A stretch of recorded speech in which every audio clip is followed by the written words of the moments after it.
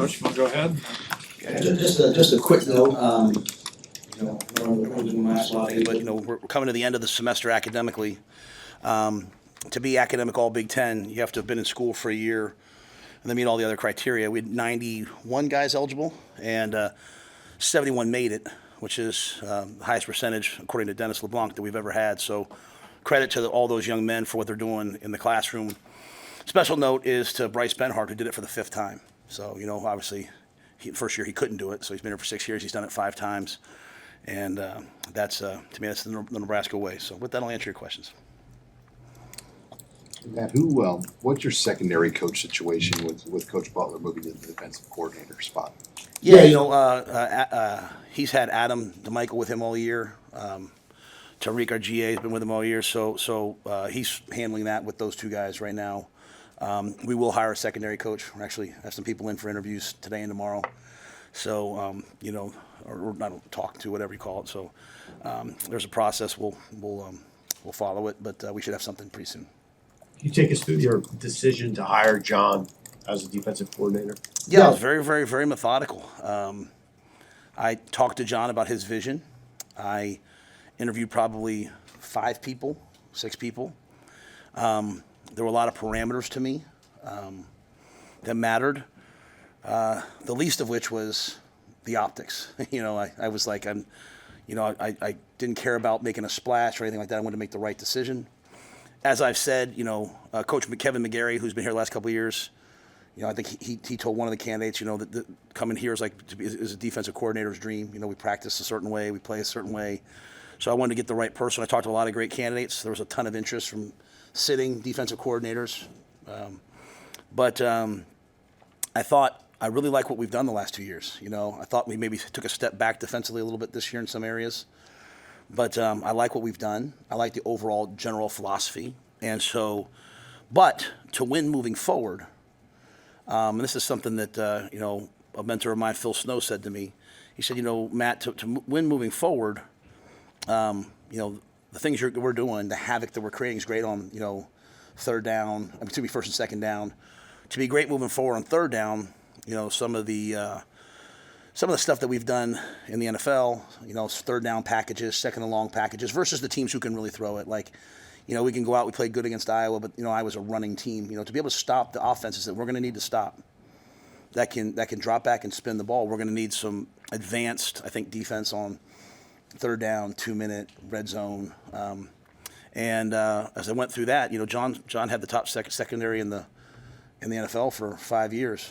There was a lot of outpouring from our current players, guys I really respect. And, I'm not going to make that decision because of that, but I think they felt like, some of the current guys in the secondary felt like after 3 or 4 years in college, John had brought a professionalism and a next level mentality to them that they thought was going to prepare them for the next level. Some of them had no business, they're leaving, so they didn't have to say that to me.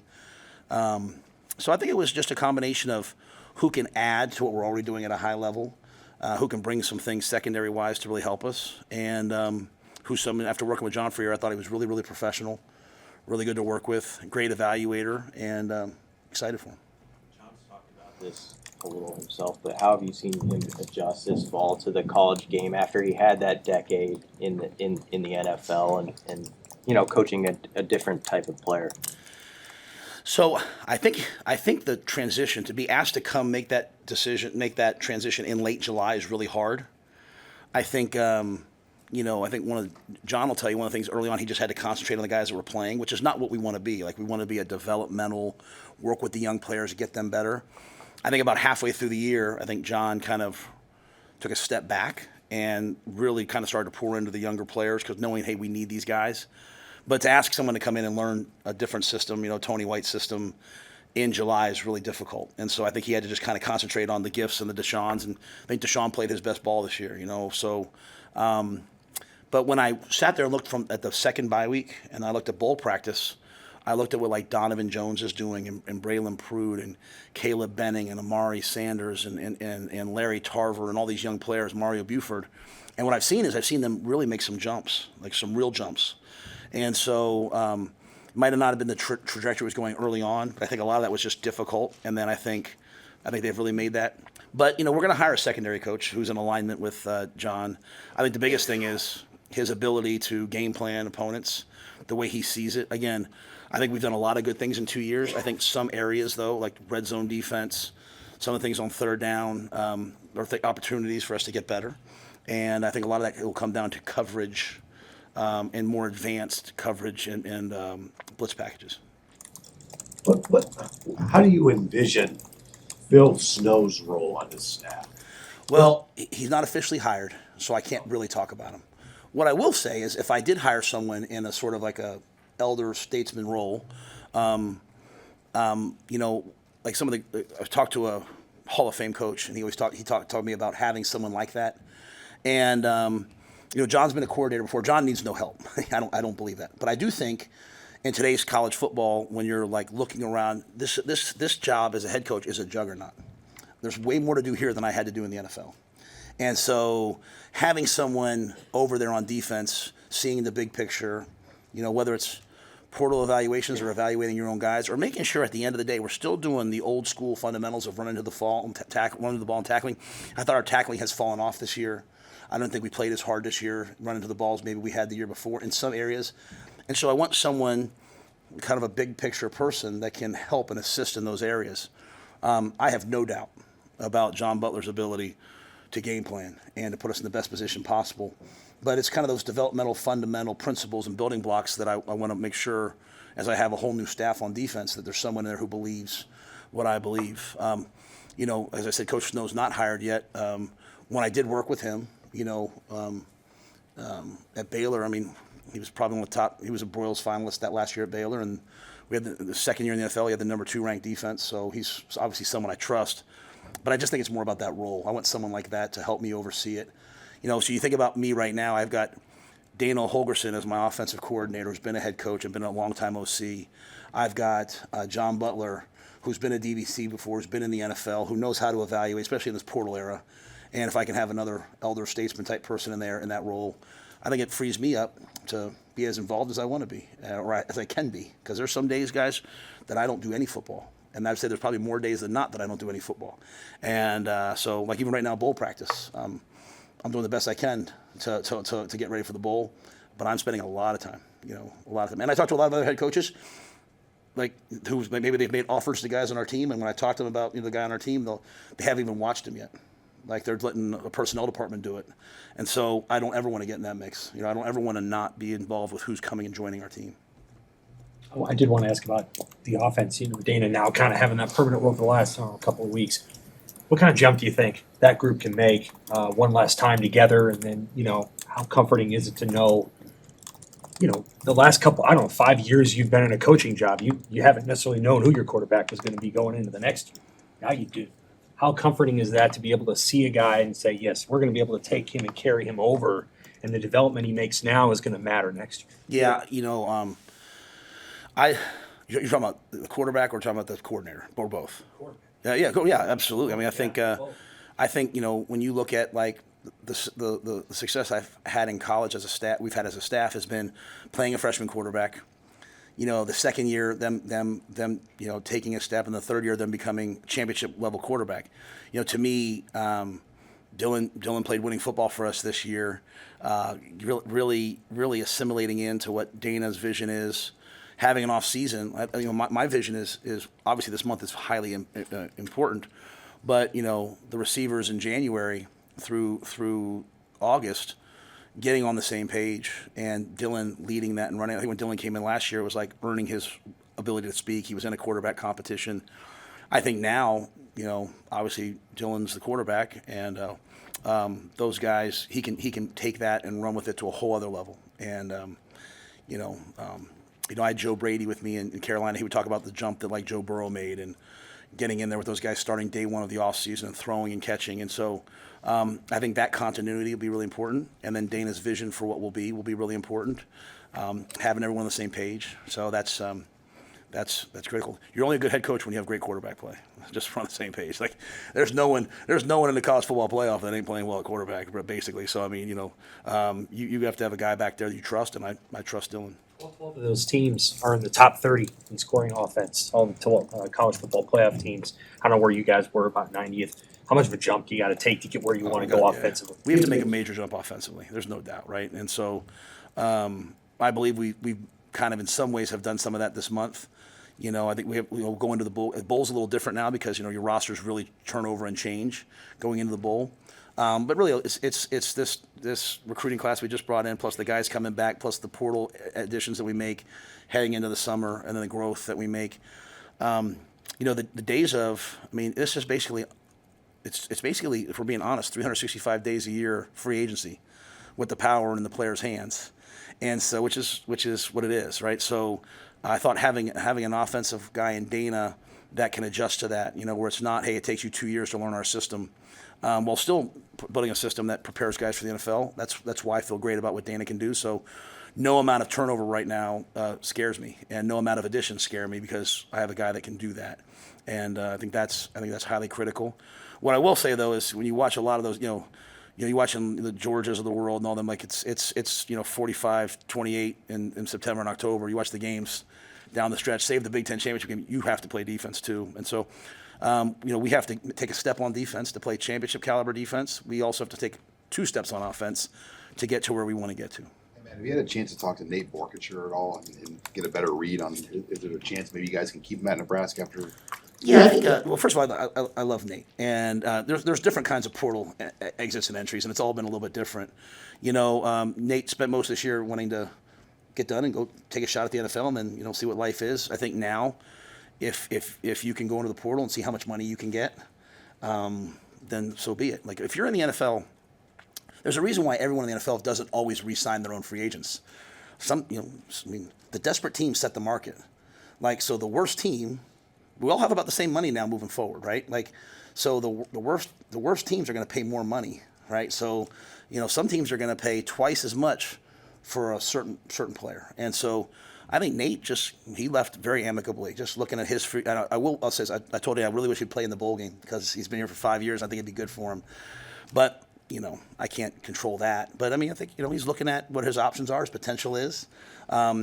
We see great value in Nate. Since Dana's gotten here, he's really seen a lot in Luke Lindenmeyer, and we've used him a lot.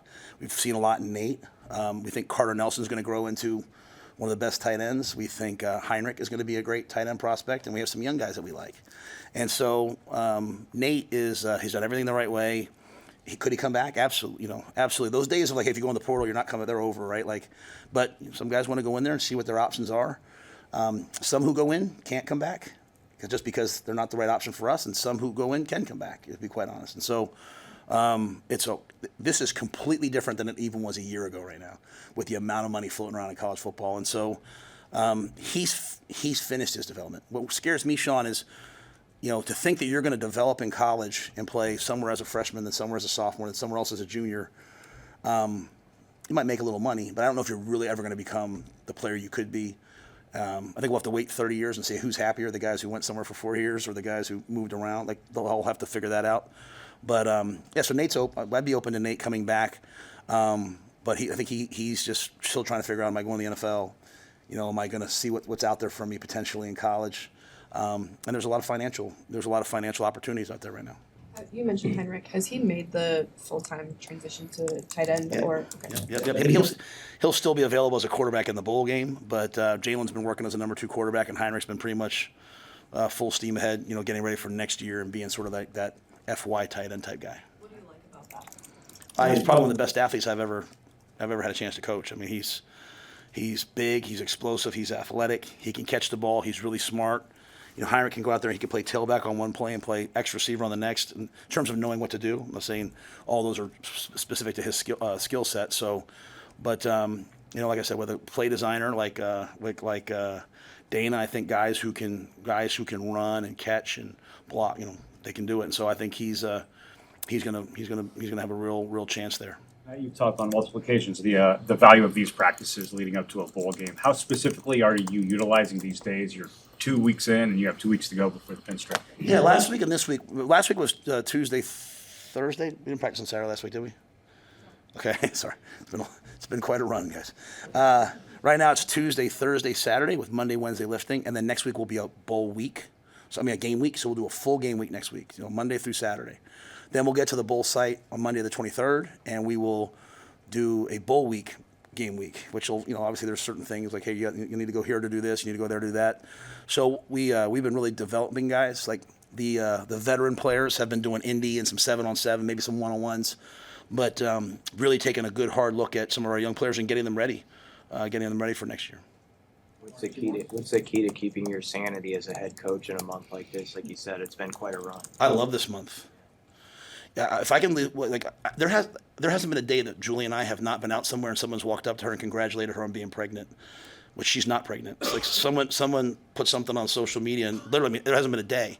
She laughs about it. I have to just walk back, and we appreciate people for saying it, but in Julie's mind, she's like, I'm 50 and I would never announce that I'm pregnant after 4 weeks. So I would just tell everyone out there, like, be careful what you read. Like, be careful. I have people walk up to, I heard this, I heard that. There's a reason why, if you look on my phone, there is no Instagram or Twitter. And I know that's a large part of what you guys do, but the external message maybe sometimes is not what we're saying here. I think we're really excited about the opportunities. You know me. I'm never going to say anything negative about anyone who leaves here.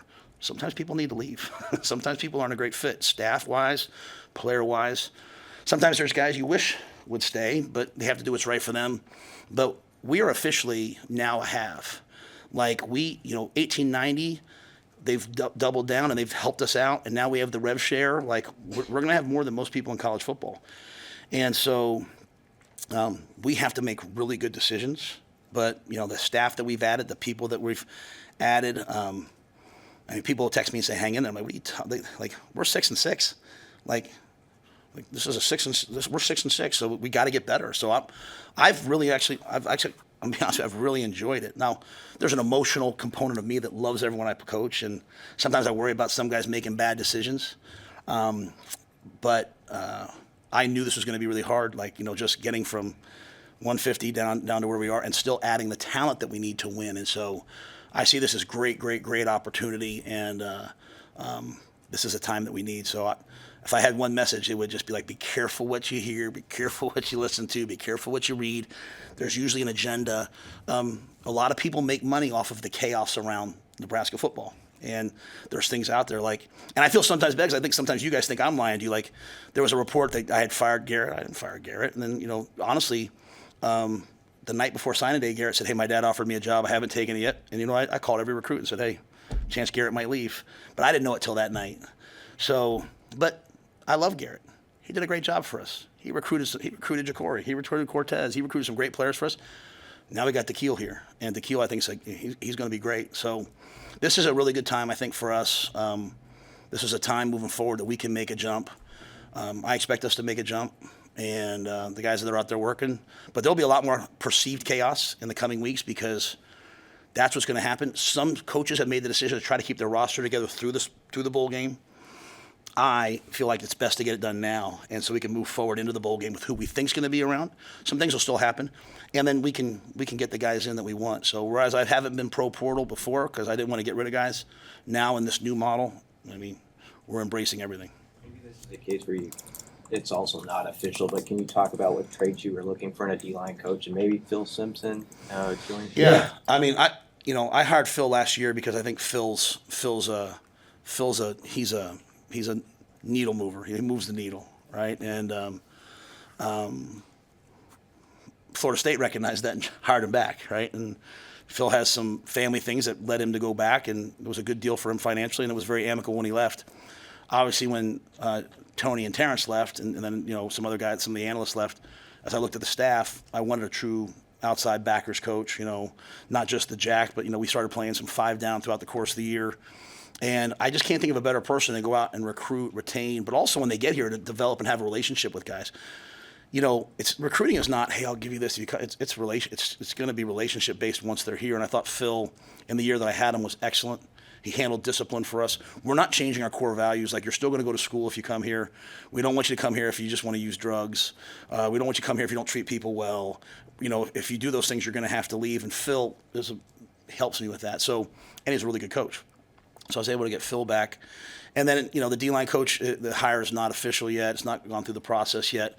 But I wanted someone from a certain system. And I was a young D-line coach, I learned through Phil Snow. I went out to the lines. I learned from Rod Marinelli, and his D-line coach at the time was a guy named Joe Cullen. And Joe Cullen's one of the best coaches in football. And Terrence played for Joe Cullen.